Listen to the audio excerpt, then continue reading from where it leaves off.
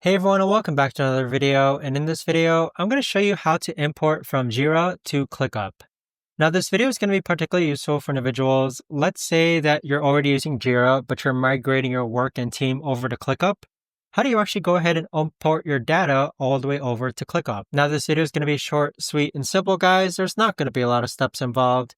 Now, in order to do this, what you're first going to do is log on to. Then in the upper right-hand corner, you're going to click on your profile icon. Then go ahead and click on Settings. Now, once you've done so, on the left-hand side, you want to go ahead and click on Import/Exports. And then you're going to scroll down until you find Jira, which is located right over here. So click on Jira, and then here, you're just going to simply follow the on-screen prompts as far as logging into Jira goes. But that right there, guys, is the best and easiest way that I know of to actually go ahead and import Jira to ClickUp. If you guys know of a better or easier way to actually do this, let me know in the comments down below. I would love to know. Thanks so much for watching, everyone, and I'll see you guys all in the next video.